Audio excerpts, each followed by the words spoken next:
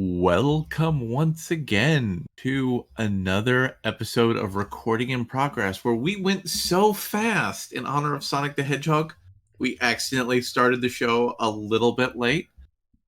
My name's Larry, and with me, as always, is Mr. Jim D. Jesus. How are we doing today, Jim? Gotta go fast. Gotta go fast, exactly. Gotta go fast. So we're going to be talking about Sonic, because Sonic is pretty good, but we're going to talk about a popular show topic here on Recording in Progress first. Mr. Jussie Smollett, who, to the surprise of nobody who's actually been paying attention, has another legal oopsie-doopsie from the same incident. And this comes from the Chicago reporters who have been solid and good on this whole thing. Jussie Smollett accused, quote-unquote, of lying to CPD, indicted on all 6 counts of disorderly conduct. Now, Jim and I are both kind of libertarianly ordered people, and we normally don't like, getting creative for prosecutions, but this is something we both before the show talked about. This is an exception to the rule. Yeah. This guy was doing a hoax that would have made the world literally worse for every single human being. And he was doing that to kind of shake down a production company to make some extra money. And he's a terrible person, and he deserves to go to jail for this. Yeah. In his story, Fox 32 News broke first, former Empire actor Jussie Smollett was indicted Tuesday in Chicago by Special Prosecutor Dan Webb, stemming from the alleged racist and anti-gay attack on him that occurred in January of 2019. It's over a year ago, Jim. I know. Smollett is due in court February 24th at the Criminal Court Building at 26 in California. Webb said in a statement that Smollett faced 6 felony counts of disorderly conduct, charges that stem from 4 separate false reports that he gave to police in which he contended he was a victim of a hate crime, knowing that he was not the victim of a crime. The statements raised questions about county prosecutors' decisions to drop charges last year and made it clear that those prosecutors had not adequately explained to the special prosecutor why they did so. I wonder why. I wonder why. But Webb stressed that he hadn't reached no conclusions about whether anyone involved in the case has engaged in wrongdoing. Oh, Chicago. When will it ever go right for you? Dan K. Webb, special prosecutor for Cook County, today announced that the Office of the Special Prosecutor has now completed all of its investigative steps regarding Jussie Smollett and has made the decision to further prosecute Mr. Smollett based on the recommendations of the OSP. A Cook County grand jury returned a 6-count indictment charging Jussie Smollett with making 4 separate false reports to Chicago Police Department officers related to his false claims that he was a victim of a hate crime, knowing that he was not the victim of a crime, Webb said in the statement. Tina Glandian, who is the attorney for Smollett, released a statement Tuesday night regarding the new indictment. The indictment raises serious questions about the integrity of the investigation that led to renewed charges against Mr. Smollett, not the least of which is the use of the same CPD detectives who were part of the original investigation into the attack on Smollett to conduct the current investigation. Despite Mr. Smollett's pending civil claim against the city of Chicago and CPD officers for malicious prosecution. Good luck with that. Yeah. Good luck with that, buddy. One of the 2 witnesses who testified before the grand jury is the very same detective Mr. Smollett is currently suing for his role in the initial prosecution of him. After more than 5 months of investigation, the Office of the Special Prosecutor has not found any evidence of wrongdoing whatsoever related to the dismissal of charges against Mr. Smollett. Rather, the charges were appropriately dismissed the first time because they were not supported by the evidence.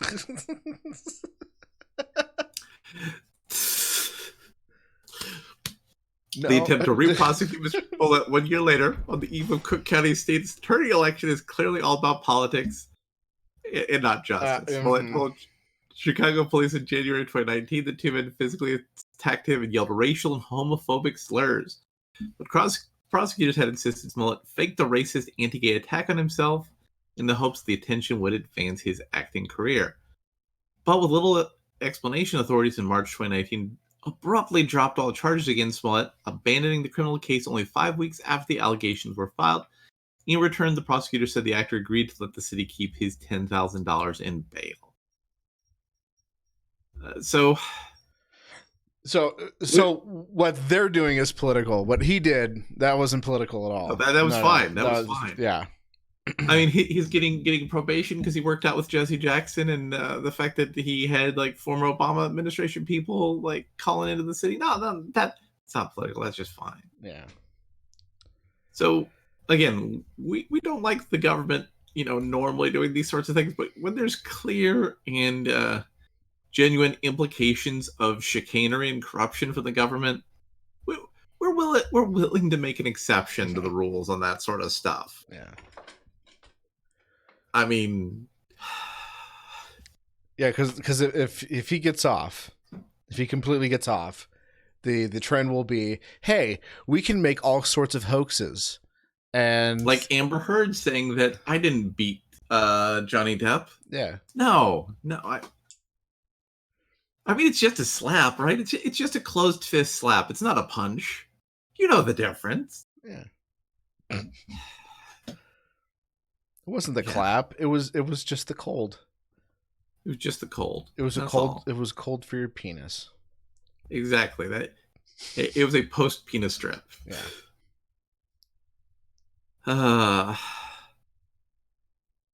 So we also have another very serious piece of news involving Greta Thunberg and how we all need to eat the bugs. Are you ready to eat the bugs, Jim? No. Environmental activist and golem doppelganger Greta Thunberg. So we know how this website's politics there is getting a show which will be produced by BBC Studios. Now, what most people don't know is that her family's had like 2 reality shows in Sweden. Join Greta as she circles the globe to exotic locations too expensive for the common man in an attempt to reclaim the childhood stolen by all you uncaring plebeians. Wait. This website really called her? Looks like Gollum. Yes. How dare you? How dare you? The series will follow Greta's international crusade, which takes her to the front lines of climate change in some of the most extraordinary places on Earth as she explores what actions could be taken to limit climate change and the damage it causes, because nothing does a good job of expressing complex emotional issues as a child with autism. Right? Right? That's an excellent decision. As she travels, Greta meets not only leading scientists, but political and leaders and business heavyweights, exploring the scientific evidence with them and challenging them to change. Because again, nothing says, convincing people like an autistic child with anxiety disorder. The film will also chart her own journey into adulthood as she continues to be confronted by the real world consequences of inaction. We'll share some of the quiet moments as she writes the impactful speeches that are now broadcasted and analyzed around the world as she lives a teenage life like no other. The series, in addition to the documentary about her, is being produced by Hulu. No word on any other child activists who are not played like puppets by the media will be involved. And it points out, like an excellent child activist, though he's not a child, Boyan Salat is a 23-year-old inventor who designed the world's first ocean plastic cleanup system at the age of 16. He now leads a group developing advanced technologies to rid the world's oceans of plastic. His solutions involve no environmental destruction. And of course, there are people in India who've planted 8,000 trees, has no formal education, and is a laborer, and whose parents are connected to big companies that profit off of the global warming panic. So, Jim, are you ready to eat the bugs? No. You're not ready to eat the bugs No. to save the planet? I don't even want to watch a show that's about eating the bugs to save the planet. I will say I've had like those little fried cricket snacks. They're good, but no, I need beef. I need pork. You need beef, you need pork, you need cheese. I need eggs. Although they do have a bug substitute at the minute to cheese. So we're going to talk a little bit about the Oscars that happened recently. We did some Oscar predictions, but before we talk about that, we're going to talk about some of the more embarrassing things that came out on Twitter about the Oscars. So Natalie Portman embroidered in her Oscar dress. You want to do the Avengers one first? Well, I already had that up, but I got Natalie up now. So okay. So Natalie Portman embroidered in her Oscar dress the list of all the female directors that were not nominated for Oscars. But her production company only hired one female director whose name you might have heard of, Natalie Portman. Makes you go, You know who should have been nominated was Brie Larson for her film Unicorn Store. For her film Let's Make Fun of Black People. Yeah. And Avengers Endgame is the first film in the history of the Oscars to hold the title of highest grossing film of all time and win 0 awards. And there is a list of other contenders for this thing, so it's not one of those made up statistical things. Avatar got awards, Titanic got awards, Jurassic Park, E.T., Star Wars, Jaws, The Godfather, The Sound of Music, and Gone with the Wind all got awards. Okay. So, okay. Okay. Thanks for letting us know that shill website that gets paid by Disney to promote a fandom and create a culture war. Which, by the way, Yeah, I enjoyed Endgame. I'm not going to bash Endgame at all. No, but I mean, this is clearly like a bogusy fake news scenario.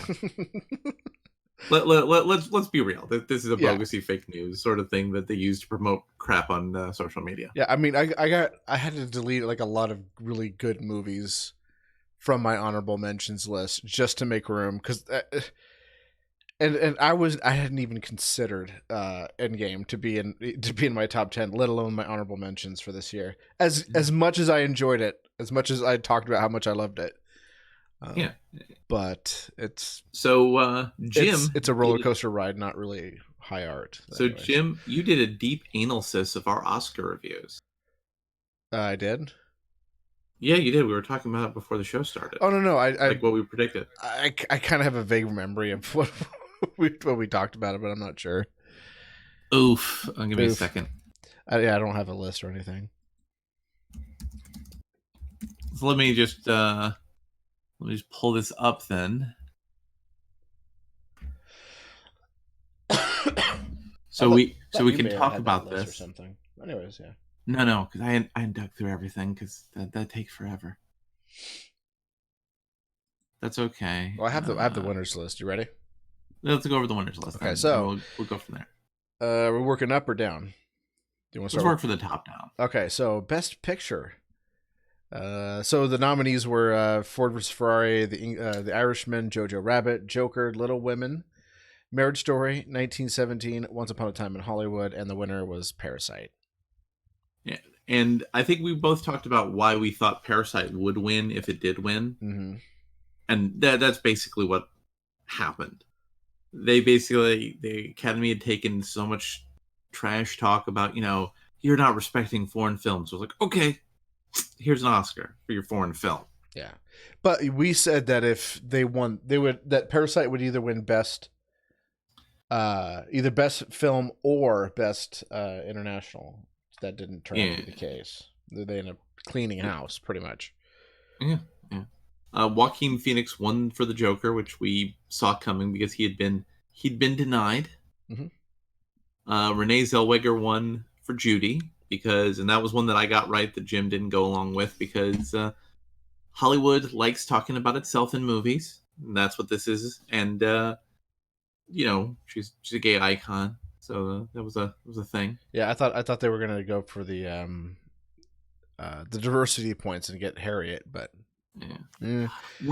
I think we were both wrong about best supporting actor. We both thought Tom Hanks. We skipped director. Director was we had Bong Joon-ho for Parasite, Martin Scorsese for The Irishman.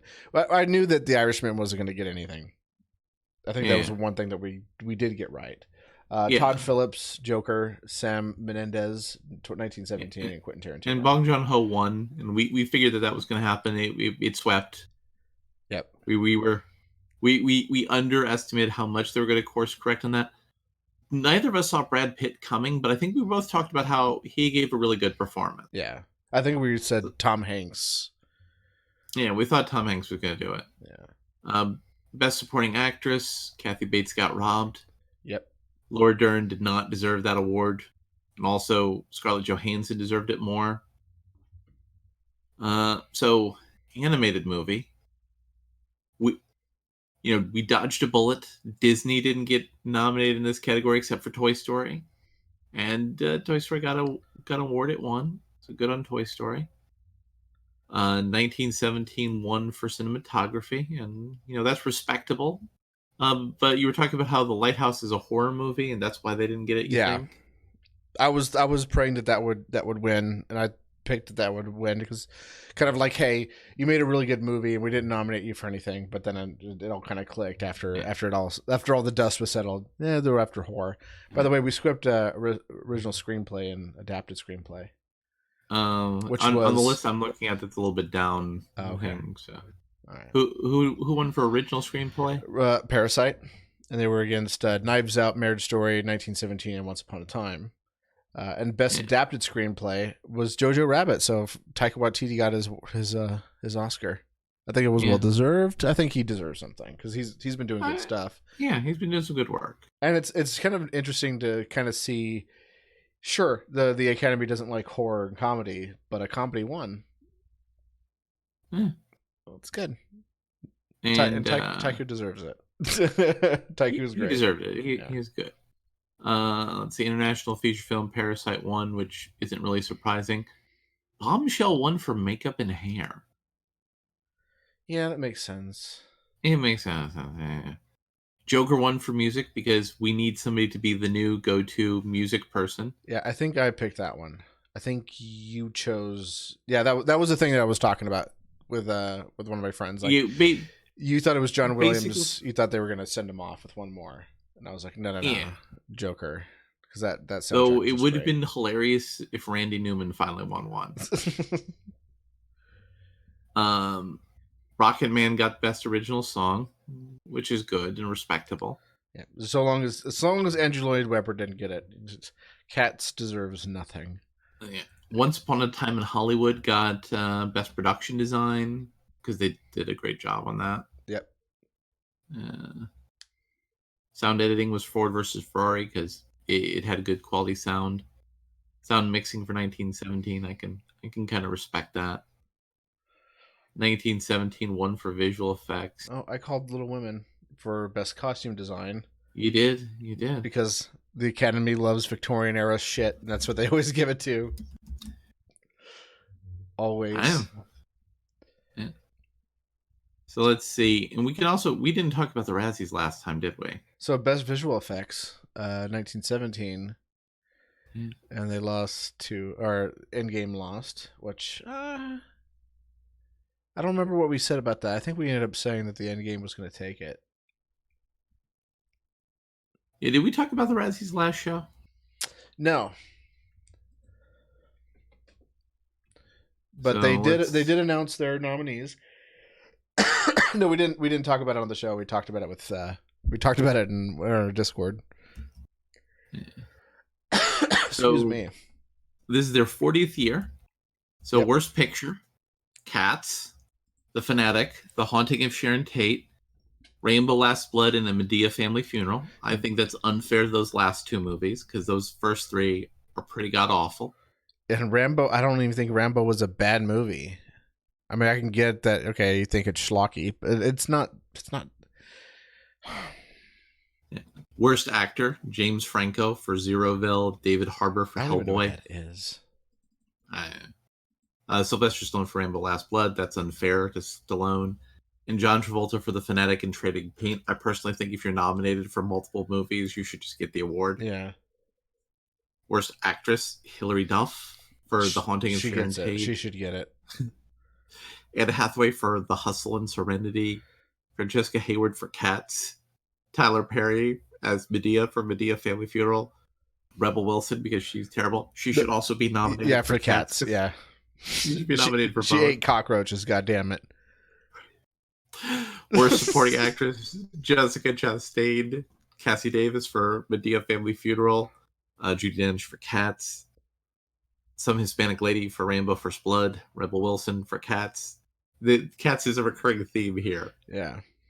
Worst supporting actor, James Corden for Cats. Tyler Perry for two parts he did in a Medea Family Funeral. So, I'm just saying maybe they should just give Tyler Perry one award as the combined Tyler Perry award. Yeah. Seth Rogen for Zeroville. Bruce Willis for Glass. Worst on-screen combo, any two half feline, half human hairballs and Cats. James Derulo and his CGI neutered bulge. That was the actor whose junk was too big and they had to edit it. Tyler Perry and Tyler Perry or Tyler Perry, a Medea Family Funeral. Sylvester Stallone is Rage Rainbow Last Blood, and the one I think should win John Travolta in any screenplay he accepts.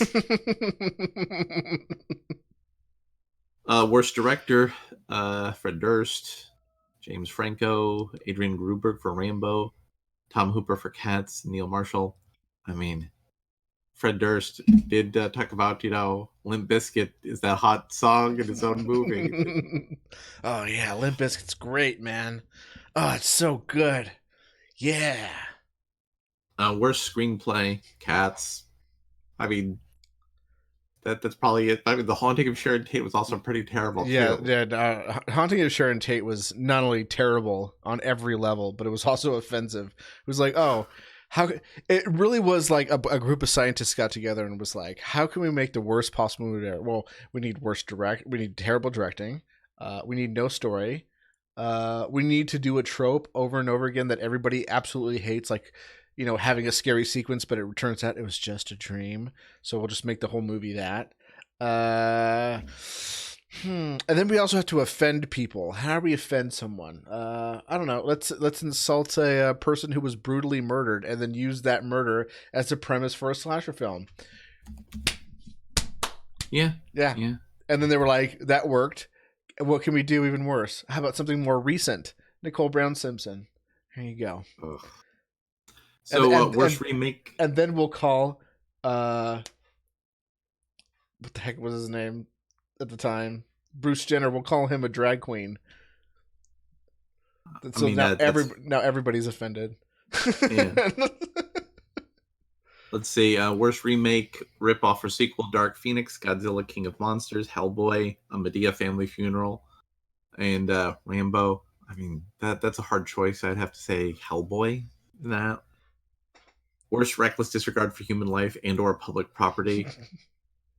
Dragged Across Concrete, The Haunting of Sharon Tate, Hellboy, Joker, Rainbow Last Blood, and the Razzie Redeemer Award. I actually like this as an award category.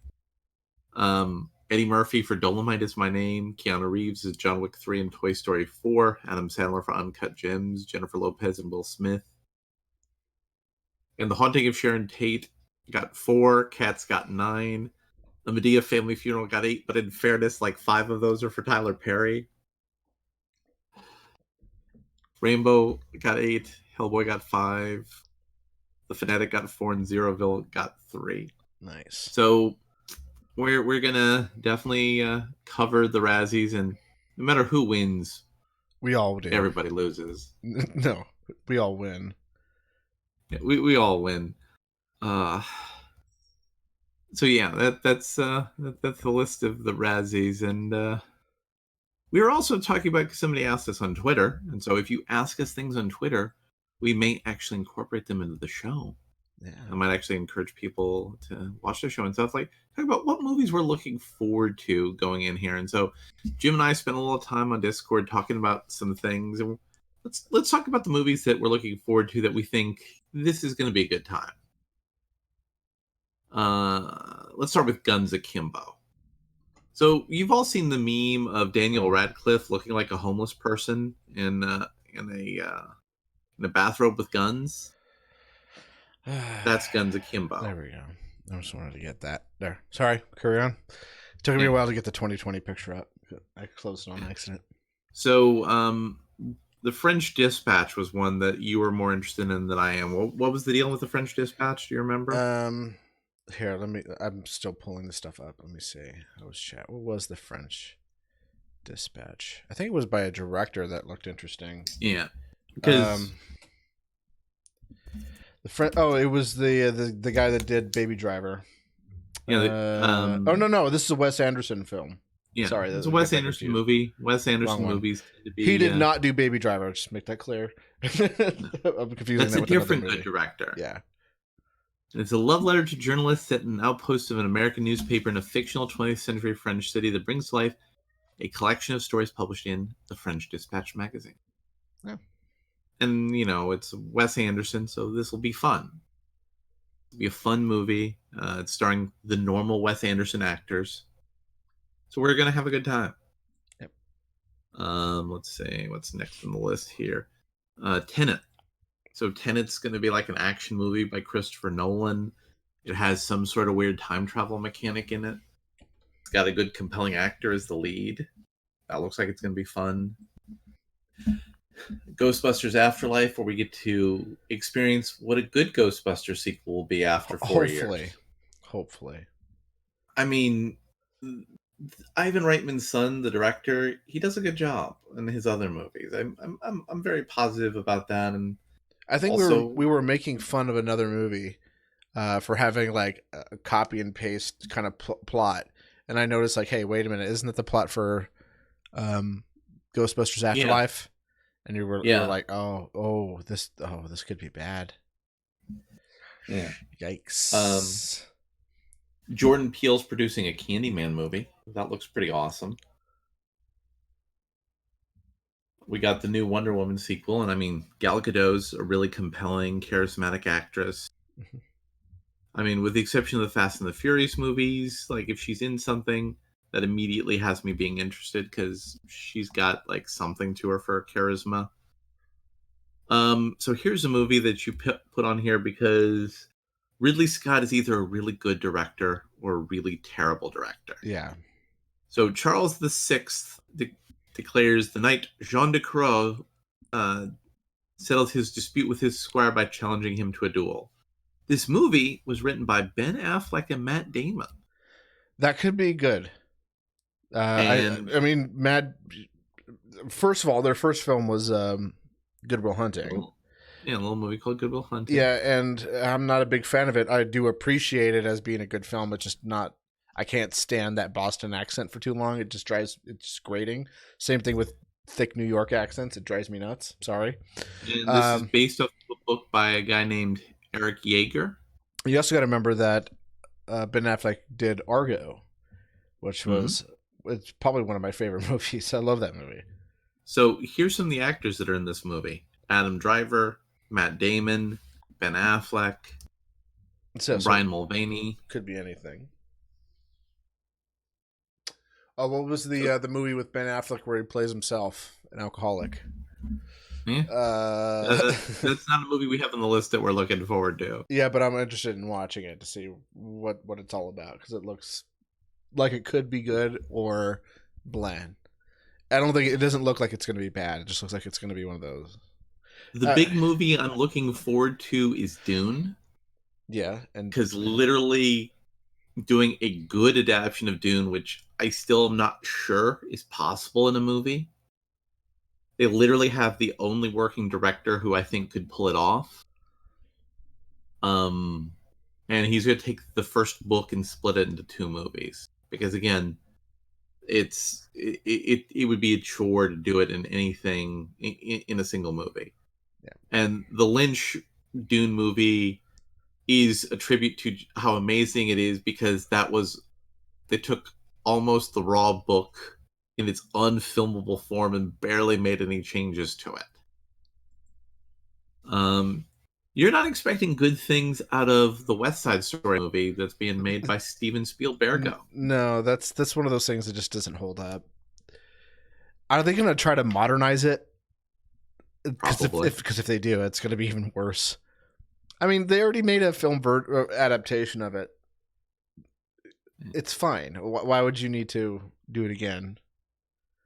We got Bill and Ted Face the Music going up against John Wick 4 at the same time. I'm kind of interested in it, but I'm not entirely sure I buy the Old Man Bill and Old Man Ted bit, but I have enough positive feelings about Keanu Reeves as a talent. I'm like saying, okay, I'm ready to believe in this. Yes. The Trial of the Chicago 7. Why were you interested in seeing that one? It's an Andrew Sorkin. It's an Andrew Sorkin thing. Sorkin. He's really good with dialogue, but I have a feeling he's going to turn it political because he usually does. I mean, he made the Steve Jobs movie sort of political. I mean, yeah. And I hate his politics, but he writes really good dialogue. And it's always walking and talking. Have you noticed that? Like everything he does is just walk and talk. But yep, yeah, he does write good dialogue. Jungle Cruise is but for the most part, it's just basically him arguing with arguing with someone on how he thinks he would win it. It's kind of like, you ever imagine like having a debate with someone while you're driving your car and what you would say. Like, it's just, the only difference is he writes it down and puts it in a movie. But sometimes it works. We got Jungle Cruise coming up with The Rock and Emily Blunt. I basically, my expectations of that are low, and basically I'm going to see The Rock and Emily Blunt be compelling together on a movie screen. By the way, we already got that movie. It was called Rambo 4. No. No, we got that movie. It's called Hobbs and Shaw. Remember, she was his love interest in Hobbs and Shaw. Oh, well, but I mean, like, isn't the movie the same premise as Kind of, sort of. But it's a Disney movie based off of a Disney theme park. Oh, so they're just going to have less blood. Okay. Wouldn't it be weird if it had more? I would not be expecting that. I'd be like, oh, okay, you surprised me, Disney. Morbius. I have that down. I'm expecting that to be trash. Yeah, and I can't wait to see this trash. Now, if Morbius ends up being good, that means that Sony has pulled off all the stops to make their Spider-Man side universe work. Yep. Related to that, there's I really do hope it does well, but I'm right now I'm in I hope it turns into another Sonic situation, but I don't think it will. I think it's going to be bad. Yeah. And we got Venom 2, where Tom Holland is going to be in Venom 2. Yeah. Why did this movie make money? I blame other people for that movie making money, because I didn't like it and I didn't watch it in theaters. I did. It was bad. No. So we got Last Night in Soho, and that one's the Edgar Wright movie. Yeah, a young girl, passionate in fashion design, is mysteriously able to enter the 1960s, where she encounters her idol, a dazzling wannabe singer. But 1960s London is not what it seems, and time seems to fall apart with shady consequences. I mean, I like Edgar Wright. I'm, willing to give a movie a try just because Edgar Wright's the director. Mm-hmm. He does good stuff. Matt Smith is going to be in the movie. Matt Smith's a fun actor. I think this could potentially be a good time. Could be something worth watching. Let's see here. The King of Staten Island. We basically picked that because it's a Judd Apatow movie. Yeah, so Judd Apatow could make bad or mediocre comedy films, or he can make really good comedy films. Yeah. It's a crapshoot. So, so New Mutants. I have that New down Mutants for a shit show. Yeah, because that was part of the whole Fox Disney merger deal, and it's been delayed ever since the merger. And they're going to have to show it to take their tax write-off. So I don't believe they can postpone it anymore. But I expect that to be butchered all to hell. Yeah. I expect that to be good to watch for being terrible. Now, Bloodshot is something I'm looking forward to, something that is completely and totally obscure to Jim. So Valiant was an independent comic books company that started around the same time Image did. And it had a bunch of like really esoteric, properties like Magnus Robot Hunter. Turok Dinosaur Hunter was something they did at one point in time. They were owned by the acclaimed video game company. And Vin Diesel really likes this character. He's really interested in getting these movies made. Before that, Mark Wahlberg wanted to be this character. So this has been like a movie that's been like 7 to 10 years or something like that in production hell.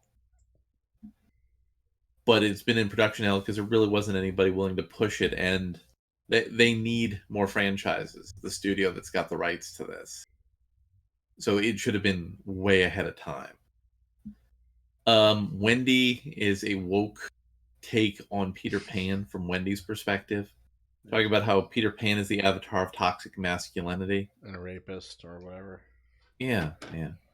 The Green Knight is like King Arthur movie. Who was the one who made that? We basically thought that'd be interesting based on the director. Oh, I thought it was. I misread it. I thought it was John Stewart, but no, he was doing some comedy documentary thing.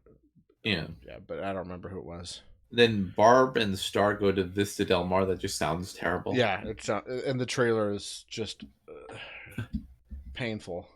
It's the one where they just show their foreheads. And they go like, oh, what if we had our own trailer and we didn't show our face in it? Yeah. It sounds terrible. That does sound terrible. So yeah, that's it. So that's what we're looking forward to right now. But anything can happen. Anything can happen. Yeah. So let's talk a little bit more about Birds of Prey. So when we talked about our Birds of Prey review, I mentioned how kind of thought there was like some weird gay politics going on. Well, the Mary Sue kind of sort of agrees. There's a lot of conversation surrounding Birds of Prey that are frankly not helpful or interesting. So I wanted to talk about an aspect of the film that does have room for real discourse: queer baiting.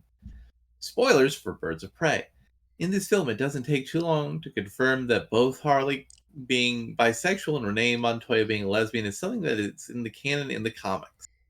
It doesn't bring self-congratulatory attention to it the way Marvel movies have been, even though they don't feature actually characters officially being, gay and whatever. But sure, that's a very questionable commentary from the Mary Sue. And both characters are leads, with Renee being a lesbian Afro-Latina in her 50s. Already better than anything Marvel has done canonically. However, when it comes to gay representation, a lot has been made of the relationship between Roman Sinonis and his right-hand man, Victor Zsasz. What kicked off the whole conversations was a series of interviews with actors Ewan McGregor and Chris Messina, who played those roles on a press tour, were frequently asked if their characters were indeed gay. And the two sort of circumvented the conversation, trying not to confirm or deny anything. When asked directly about their characters' relationship, McGregor said it's very complicated. Their relationship is very much based. There's a want and a need for sure. Messina agreed, saying there's like a real love of anarchy. In the film itself, there is some homoerotic subtext between the two characters, but nothing that I found made it more important or noteworthy than the actual canonical queerness of Harley and Renee. It wasn't until I saw the film the second time with a friend of mine who found it a bit much that I thought that maybe I was missing something. Within the comic book canon, to my knowledge, neither character is gay or queer. They're not. Both are men who love torture and have teamed up together in some way due to their love of said torture. They're kindred spirits for sure. Zsasz certainly takes his role as Sionis' bodyguard seriously, saying that he has to look out for him. And yes, that can be seen as romantic, but I think it just might be that these two are as close as two men can be, who both love torturing people and hating women can be. McGregor and Messina have great chemistry, and I don't dismiss the sexual vibes. I just don't think it was there in-universe queer baiting, because there's nothing that confirms or denies their queerness, and the film doesn't really focus on romantic relationships. I mean, other than you saying that this is a breakup movie with Harley Quinn, I mean, and how they're focusing on characters were confirmed lesbian and gay. So in the end, I find myself torn. I think it is frustrating that a movie that has canon Latina lesbian lead and a canon bisexual lead has not even been seen as worthy of celebrating or discussing, but the question of how homoerotic the subtext is between Black Mask and Zsasz has been so loud. I think McGregor and Messina were trying to be civil and not dismiss a gay reading of the characters, because let's be frank, most characters in movies are either queer in their comics or absolutely queer in their content on the film. Still, their statements hijacked this conversation. No, it didn't. But why do they act like this movie is like culturally relevant enough for us to give a shit? That's what I'm. Because they probably are getting a kickback on some level. Oh, okay. So their statement hijacked the conversation and turned the relationship into something more important than the relationship between all the other women who were barely in the movie together. Yeah. This is a huge storied issue of queer coding being used for villains. But I do think that context matters in a film that is so loudly gay. I don't think it's attempting to use those tropes in the usual way we've seen in Disney films and the like. So, what do you think about the queer subtext that I totally called out? And that even the Mary Sue has to admit it was there. I don't think about it. You don't think about it? I tried not to think about Birds of Prey. Oh, I'm sorry. Harley Quinn, Birds of Prey. Oh, yeah, they changed the name for everybody who didn't notice that, because they're like, oh, the reason the audience aren't watching this is because they're too stupid to understand the name. Yeah. What an excellent way to show respect for your audience. I wonder if there's a movie we're going to be talking about a little later that didn't treat its audience like they were stupid, and the audience was children. Yeah. So on the other spectrum of gay stuff, we're going to get a gay kiss in the Eternals. So my question is, Jim, do you think this will be more of a significant gay kiss than lesbian character A and lesbian character 2 in Rise of Well, Skywalker? I don't know. I was very emotionally drawn to no name character lesbian 1 in that movie. 2, not so much. I think she needed a little bit more character development, but 1, like I was really moved by her 10 seconds of film time in that So movie. in an interview, the director said, "We'll be able to get a gay kiss of the Eternals." Oh yeah, absolutely, and it's beautiful, a very moving kiss. Everyone cried on set. So Jim, do you believe that happened in any real world? I believe it in the same way I believe all those stories that you read about, where like someone on the bus did something sexist or racist, and then someone took a stand, and then all of a sudden the slow clap happened. I believe it just as much as those, which is to say, none at all. None at all. None at all. For me, it's very important to show how loving and beautiful a queer family can be. Brian Tyree Henry is such a tremendous actor and brought such beauty into this part. And at one point, I saw a child in his eyes, and I think it's important for the world to be reminded that we in the queer community were all children at one point. We forget that because we're always depicted as sexual rebellious, we forget to connect on the human part. So yeah, so there's going to be a gay scene that's going to be so insignificant it could be cut out when the movie's released into China to make some money. Yeah. And rounding out some of this topic of discussion is Thor: Love and Thunder director Taika Waititi unsure whether Jane Foster's cancer storyline will be in the film. So, for those of you who don't know, Jane Foster in the comics became Thor because she had cancer, and they decided that cancer was what made her heroic, her fighting cancer. And that was like a central driving pillar of her character. And now that they're going to make her into a movie, they're saying, I don't know, we'll make it cancer. In post-Oscar interviews, Jojo Helmer, Taika Waititi has addressed his plans for Thor: Love and Thunder, including whether Jane Foster's cancer storyline will factor into the proceedings. During a recent interview with Variety, director Taika Waititi, when was asked if he plans to include Jane Foster's cancer storyline in the movie, and as of right now, he doesn't seem entirely sure. We don't know, the filmmaker admitted shortly after winning the Oscars, that comics run was a big inspiration and was an influence on the first few drafts, but at Marvel, we always change everything. I could say one thing right now, and in 2 years it'll be a complete opposite, where the thing won't exist. We continue writing even in post-production. So why are we making this movie then? Why are we taking this take on the character that's controversial and lightning rod and not taking the only interesting element of it? When he's asked if this is based on what Marvel wants, Waititi replied, based on what the audience wants. We test the film. We shot for 2 weeks on Thor Ragnarok with our pickups. There were huge character changes, huge story changes. We reshot entire scenes. I think that's why we do good work. They're relentless in their pursuit of just a good movie. There are definite ways for Jane to transform into Thor without having cancer, and there's no denying that her dying from the is a pretty heavy topic for a Marvel movie to deal with. You mean like dealing with the fact your dad gets murdered by your sister? Or how about killing off half of your characters? Or if the case of Thor, killing off 90% of your people. Yeah. Or having depression because you feel you weren't good enough and you failed everybody. What's that? Oh, you're just talking out of your behind garbage website? No. Yeah, garbage website.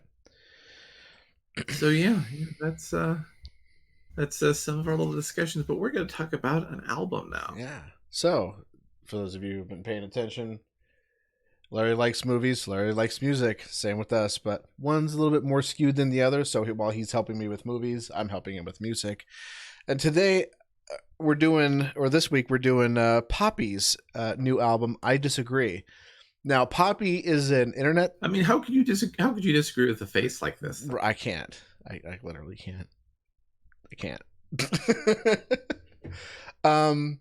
So yeah, Poppy's kind of like a YouTube internet sensation. She started out making little pop tunes, and she wasn't doing very well until she met a guy named Titanic Sinclair, who scooped her up and started producing stuff with her and started scrubbing the internet of all of her stuff and basically rebuilding her persona as being a creepy, brainwashed android who's in service of Satan and the Illuminati, and posting really creepy YouTube videos with a kind of an overarching kind of story arc between all of these scattered videos with little pieces of information that builds upon a story, and multiple albums where she kind of does, I want to say, kind of art pop. I wouldn't say it's in the same vein as Bjork, but it does kind of make me feel like it's like her own kind of take on what Bjork is doing. Now, this is her first album since her breakup and lawsuit with former alleged abuser or manipulative abuser, Titanic Sinclair, which ended up driving him completely off the internet. And this is kind of her first kind of music project without him, and she kind of goes in a very different direction, and I think in a much more interesting direction, which she calls post-genre, where one song you'll get a portion of the song that's very industrial, and the next part of the song it kind of goes into like a black metal, and then let's be super fair here. Yeah. The line between industrial and black metal is very, very, very thin. Yeah, and then it goes right into something like you would hear out of like a Kairu Pamu Pamu J-pop album. It's really kind of all over the place, but I think it works very well. I was kind of surprised with how good this album was. I'd say it's very similar to baby metal when it gets into that sort of kind of vibe. And there's even parts of it where I've looked around. I can't find any information on it. I'm pretty sure Marilyn Manson must have collaborated on it, because one of the songs, I believe it's I Disagree. I have to double check. But there's a part in it where it sounds like Marilyn Manson is doing backup vocals for her. And it sounds like his kind of grovelly kind of voice. And I've never heard anybody sound like that before. But it's in this. So I don't know if they found a really good imitator or whatever. I think this is worth a listen. You may not like it, but I think it's kind of an interesting kind of direction to kind of just have a whole bunch of things happening all at once and still kind of be put together coherently.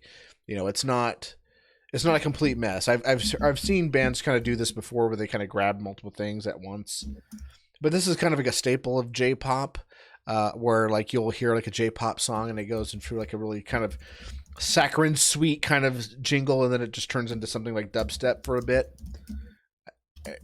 So they kind of do that, but this is kind of like that on steroids, and it's going in not places that are a little bit more safe like dubstep was at the time, but going into like things like industrial rock, you know, metal, electronic, ambient. So what did you think about this? I mean, you know how I like a lot of metal, industrial, goth kind of music. Oh yeah, right. That's your wheelhouse. This was all in my little sweet spot. I mean, it's nice. I'm enjoying all of this. Yeah. I also like the J-pop, the K-pop, you know, that sort of sphere of music as well. So it was a good little sweet spot of the Venn diagram of music I like. Mm-hmm.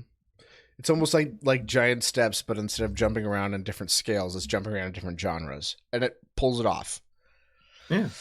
So yeah, definitely would recommend you give this a listen, even if you think that you don't like this stuff. Which I'm not really the biggest Marilyn Manson fan or industrial fan, but I thought it was pretty interesting in the way and experimental in a different way that I usually listen to experimental music like Swans or Death Grips or The Residents, Captain Beefheart, or you know, the legendary Pink Dots or something like that. But yeah, it's definitely it's much more accessible experimental music, I guess. And we're gonna be doing some experimental hip hop next show. Yeah, we're gonna keep this experimental train going with some Death Grips.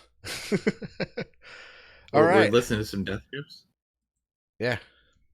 It's been a while since I've listened to anything Death Grips. Like, this is like a newer one of theirs, right? No, this is I think their best album. the money store. That's what we're gonna be doing next. I'll have to double check on that. Like what I've heard on that album. It's been a bit. Yeah, if you've heard that album, we'll pick another album from them. Yeah. All right, but now we're on to the movie reviews. We're going to talk about Sanic. And before we go into full details about Sonic, one of my Twitter friends pointed out how great the production of Sanic is, and you didn't notice this when we saw the movie. No. Oh, I noticed there was something going on, and I thought there were. I know there was like other characters in Sonic, and I thought like they kind of looked like something but it didn't click with me. That particular they character. Featured. We're seeing here on Twitter, Squid Ink, Rainbow Squid Ink, is a artist who's trying to break into stuff, but because she lives in Ohio and a lot of this animation stuff's other parts of the country that aren't Ohio. I think she's from Ohio. She can't really break in, but she's pointing out, here's how Sonic does something to like tease fans to be happy. Instead of doing something like changing the title of the movie, it's like, hey, wait, is that Knuckles? Knuckles? Oh my God, Knuckles is in the movie, or is it like one of the other Echidna Clan people? So yeah, that's how you promote a movie, by positive things, by saying, hey, look, it's Knuckles. That was one of the positive little bits of news about Sanic, and also it is officially Chris Chan approved. Oh, yes. From Chris Chan's review, the movie is really good, much better than one would perceive it. The character development, story, and other details are worth. So it's better. You would enjoy it more than you would actually perceive it. Yeah. Wow, that must be pretty good. If it's so good, you can't even realize how good it is. Okay, exactly. Yeah. The character development, the story, and other details are worth the watch and enjoyment. Y'all got to go fast to see the Sonic movie. Only 2 flaws: they kept the child in the bag, not joke cringe for less than a minute, and they left out the 9 million steps line. Other than that, simply delightful and awesome. So yeah. So it is Chris Chan approved as well. So let's talk about Sanic.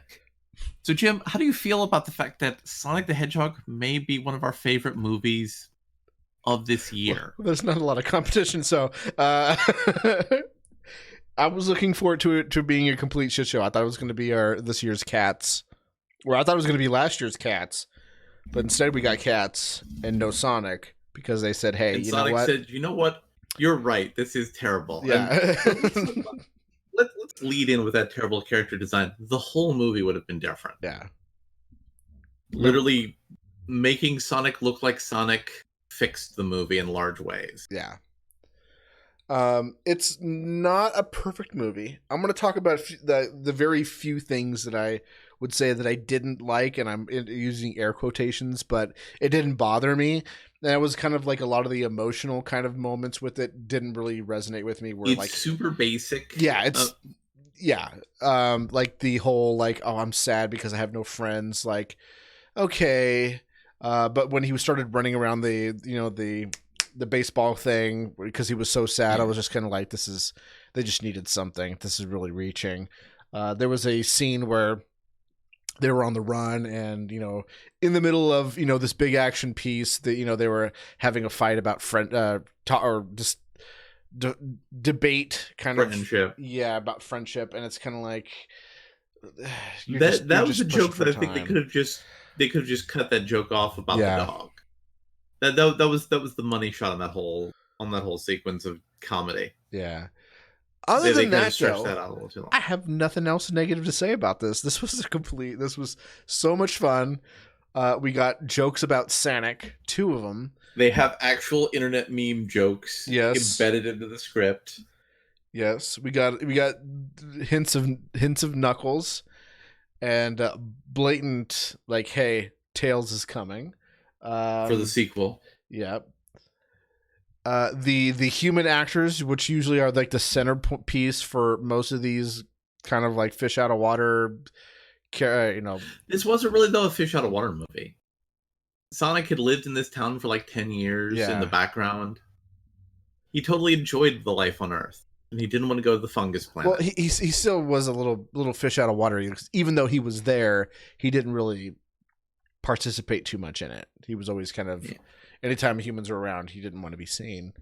But Um, the positive, protagonisty support character played by James Marsden, he was perfectly cast as like a responsible grown up who has to help Sonic. mhm. He did exactly what he needed to do for the movie. Yeah, and they didn't Jim Carrey was overplay. back. Yeah, he didn't overplay his role. Like, or he, it's not really him. He didn't. He wasn't the main focus of the movie, which a lot of these movies are. Whereas Sonic was the view of the movie for the entire thing. Like, he was in every scene. He was the focus point of all the things. Whereas all these other movies, even like Pikachu, it's mostly about the human character. This is not, and I was happy about that. And Jim Carrey is back to 1990s Yes. form. I don't know what sort of madness he got to get back to his original madness. He should keep doing that. Yeah, He, he he reprised his role as the Riddler. or Fire Marshal Bill. Yeah, it's not as intense as Fire Marshal Bill, but there was some definite Fire Marshal Bill tones to it. Definite some Ace Ventura tones to it. Mask. But I think the Riddler is probably where it was with him, because Riddler was little Fire Marshal Bill, but not over the top Fire Marshal Bill. But it was definitely over the top in other ways, and this is kind of the same thing. So Sanic, this movie, it's about growing up, about how you're a kid, you do some things, there's terrible consequences, but as a kid you can't really be responsible for it, but you're feeling those things. You got emotions, you got feelings, and you don't know how to deal with them, and it causes more problems. In this case, a supervillain named Robotnik. And so he needed an adult to help him learn how to deal with his feelings. And the adult in this situation, played by James Marsden, he like lives a boring small town life like a lot of people's dads. So it's like your dad wants to go out and do something with his life, something more meaningful, like being a street cop in San Francisco. And again, I think, being a rural beat cop in, BFE Montana is better than having to deal with human feces in San Francisco. Yeah. Let's be real. He made a bad choice there, but he wanted to be in a big city. He picked San Francisco. Okay. And the movie had a wife that supported him with his goals, even though that's going to be super duper expensive. And she was a veterinarian in like the rural Montana. So like she knew all the farmers. So that's not a thing you want to really just do like that. But, she supported him. So, like, all the human characters had good, realistic, believable character arcs and paths. Everything they did made sense. Even the sister-in-law, who was a big, fat, mad black lady. She was great. Things made sense. I kind of didn't like the whole, you're a terrorist, but now you're not angle. That was kind of weird to me. Yeah, it's a kids movie. I'm not really trying to poke holes in the plot. Yeah. Unless it's like over the top, like, okay, none of this makes any sense. Unless it's that bad, I don't really care. Because at the end of the day, like, you're trying to be like, kids aren't going to understand. Like, okay, you plastered someone's face on your TV with terror, saying that you're a terrorist. What are the implications of that? We're going to get into like a Richard Jewell discussion. It's like, no, we're not. We're just going to say, oh, the government fixed it and move along. So, Jim, did you want to eat at Olive Garden after watching this movie? Yes, I wanted the end. Do you know the breadsticks and endless pasta bowl? It's endless. It's truly endless. I know what I'm getting you for this Christmas. But yeah, so that while you're talking about that, I'm gonna go look up some apartments on Zillow. Hold on. On Zillow, yeah. There's a little product placement thing. That was a little gross, but it's not something that really detracts from the movie. It's like, really, man. It's you can ignore it. It's it wasn't. I wouldn't say it was as bad as the Krispy Kreme donuts and Power Rangers, though. Yeah, the Krispy Kreme thing in Power Rangers was just obnoxious. Out there. Oh yeah, like there was even a scene where like, getting off topic for a second, but there was a scene where Rita Repulsa was like eating like a donut in slow motion in the in the Krispy Kreme, where she was biting it, and you can totally tell she was enjoying it like it was like an advertisement. It wasn't that bad. You kind of used it more as a joke, but you super like, oh come on, give me a break. So, Jim and I were thinking about seeing the Fantasy Island remake, but we're looking at the movies that are coming out this month, and Oh no, we're not done with this yet. oh no, So there was lots of Easter eggs in this movie. yes. So one of the Easter eggs was there was a scene where, of course, because it's a kids movie, they had a fart joke where Sonic farts, and he goes like, "Man, what did you eat?" And he goes, "Something called a chili dog," which I don't know if you know this or not, but in the cartoon series, Sonic really loved the chili dogs. That was his pizza. You also had the Sanic reference. We actually got to see the drawing of Sanic in the movie. They brought this up. We got to go fast. So there was lots of little like Easter eggs in this thing, which I thought was awesome. And yeah, so there really was something. And I remember there was like 3 of us in the audience that would laugh every time we saw these kind of like Easter eggs. And the other people in the audience were just kind of like, well, why are they laughing? But we know Sanic when we see him. God damn it! I got to see Sanic in a major motion picture. This is the best timeline, Larry. We live in the best timeline. We really do. But I think what's more interesting is that looks like at the very beginning we got the title card of Sega, where they showed off, the Sega logo that was made up of a bunch of different video game stuff. And they showed like a few different video games in there. One of them was Comic Zone, which I think would make a great premise for a movie. Which I don't know if you remember that game. That was a game where a comic book artist got sucked into his comic, and he has to do stuff, fight the bad guy, his own bad guy. Then also I saw Jet Set Radio, which I don't know if it could work in a movie, considering that the whole plot of that movie is, hey, doing graffiti is cool.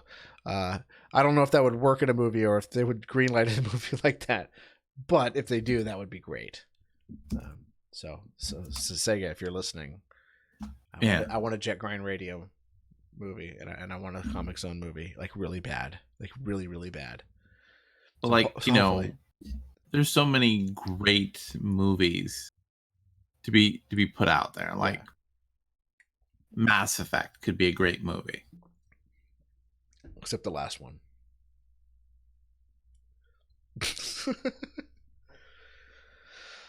Yeah. So yeah, I'm looking forward to it. I hopefully, because we got Detective Pikachu, and you didn't like Tomb Raider. I thought it was serviceable. I didn't think it was terrible. We're getting a sequel to that. So maybe. Well, no, the sequel was only announced, not been officially confirmed beyond the announced stage. Okay. Either way, I would take. We're gonna get Uncharted starring Tom. Because they need to give Tom Holland. Tom Holland. Yeah. Well, so I would still take Tomb Raider over, I don't know, Mortal Kombat Annihilation, Street Fighter Chun-Li, just Street Fighter the movie. I mean, most of the video game movies that we've been getting over the last 2 decades. But Street Fighter 2, the animated movie, was excellent. Yeah. Well, except for when they started getting into the alpha stuff, that's when it got really bad. Yeah. But either way, this might be one of my favorite video games. I do like it better than Pikachu. I like it better than Detective Pikachu 2 because there is, well, both have a story. This has a better story. Yeah, this has a better story. And it's not relying on Ryan Reynolds' charisma to sell the movie. And even then, they even though that was there, they were kind of focusing more on Smith, and I just don't care about the human characters that much in these movies. And it seems like they understood that, and they were like, let's kind of make a little bit of a joke out of it. Not too on the nose, but it kind of seemed to me like they knew that we wouldn't care about the human characters, so they just had fun with it. That's what this movie at the end of the day was. It's not high art. And also, this is not the Lighthouse. Rampage. Yeah, Rampage was another movie where they just had fun. yeah. It's Rampage about was The Rock befriending a giant gorilla. yeah. And in one of the scenes, you get to see the arcade cabinet. Yeah. That was just fun. I hope this trend goes where they do more fun stuff and stop doing things like Max Payne and Assassin's Creed and Mortal Kombat Annihilation and Street Fighter the movie and Super Mario Brothers, which I think Super Mario Brothers isn't that bad. It's just they just called it Super Mario Brothers. If it was called anything else, it wouldn't have been this bad. Yeah. So we both could have seen the Fantasy Island movie, but we realized that there's like nothing coming out next week. So like next week there's the Impractical Jokers movie. Mm-hmm. And we got Call of the Wild, which looks terrible. We have Brahms the Boy, which is a sequel to a horror movie I didn't even know existed. I was going to go see Fantasy Island today, and after I saw Chris Stuckman's review of it, I was like, it's the same people that did Wish Upon, not Wish Upon. If it was the same people that did Wish Upon, I'd go see it. No, Truth or Dare. And I was like, oh, and he said it's far worse than Truth or Dare, and it's just annoying and hard to watch and unfunny. And like next weekend after that, there's a terrible Invisible Man movie. Oh wait, we still have one more movie to review. Oh, what's the other movie we had to review? Monty Python and the Quest for the Holy Grail. Oh yeah, I forgot. And now for something completely different. Yeah. That's I was like, why are we wrapping this up already? What are you talking about? We're not done yet. I forgot we were doing that. Oh, yeah. God. So, yeah, let's talk about Monty Python and the Holy Grail. Yeah, because Terry Gilliam just passed away, so we're kind of going through all the Monty Python films. And this is I guess, technically, this is their first Monty Python movie, whereas the previous movie was just a film adaptation of their more popular Monty Python sketches. This is the first Monty Python film. Man. Where the plot is pretty simple. Arthur of Camelot is on a quest to seek the Holy Grail from God himself, who spoke to him from beyond the clouds, and me be praised.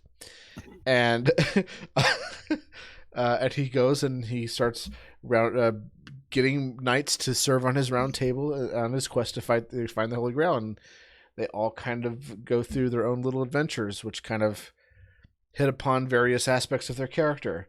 So Sir Galahad the Chaste gets tempted with he goes to the Cathal Anthrax. I know it's a terrible name, I know. And he gets seduced by a bunch of women who are anywhere from, what is it, 16 to 19 and a half. And it's a lonely life of bathing, dressing, undressing, making exciting underwear. And what I think is great about this movie is how this is a movie that showcases art through adversity. So the two directors never directed anything before this, and Terry Gilliam later went on to become a fairly acclaimed director. Yep. They had to raise... It's a super low budget movie, and they got most of their money from like Pink Floyd, Led Zeppelin, Genesis, and Elton John, because they're all looking for tax write-offs. And like their recording studio put in some money again for a tax write-off. Yep.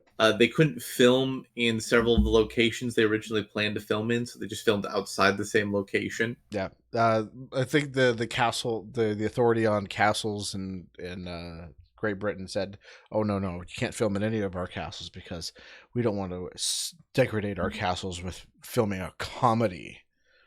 So they all had to do it all at the Castle Drought, I think that was called, which you can go and it's like a big tourist attraction. Most people go because of this movie. Yeah, because of this movie. One of the kind of running gags of the movie is they're hobbling around on horses, but except because they couldn't afford horses, they turned it into a gag where they had one of their patsies behind them banging the clip-clop noise with coconuts. Yeah. And it becomes a central plot point in the film too, because we learned that coconuts are not native to England. It's a temperate zone, and the coconuts grow in tropical climates, and perhaps maybe it was brought there by a couple of swallows who had them strung it together on a line. An African or European swallow? I don't know that. There's lots of quotable portions of this movie. It's one of those movies where after you watch it, you can quote any part of this movie. And if there's anybody who's a fan of Monty Python, they will finish it for you. They will gleefully do the scene with you, as demonstrated. This movie developed meme culture before meme culture. Yeah. I don't think there's any scenes in this movie that drag on too long, and the ones that do so intentionally because it's part of the joke, is that it's running on too long, and they say so explicitly. I think every joke hits for me.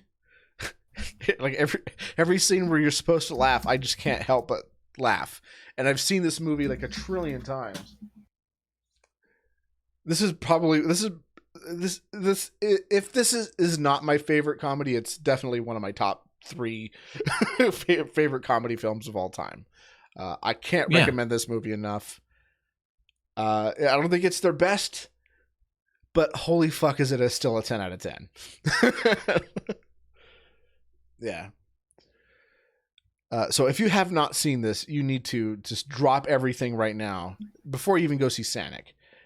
Well, I think you should support Sanic while it's still in theaters. But either way, exactly. you should definitely check this out. If you have not seen this, run, don't walk, to your nearest public library and grab a copy of this. Yeah. So now you can do your end stuff, Larry. So like, I had my little slide into boomerism. So there's like 2 or 3 weeks where there's not really any solid movies coming out. So that's why we didn't see the Fantasy Island movie. And I'm probably gonna maybe see it this weekend for some padding, because I've been really struggling to see anything on like streaming services that are good enough for me to like watch the whole thing. Maybe we should do 2 album reviews. We'll find some padding. We can find some padding. Yeah. So that's our recording in progress today, and hour and 15 minutes. So it's a nice shorter episode. So when we have our next big one, you can dive in deep. Yep. Hail worms. Hail worms.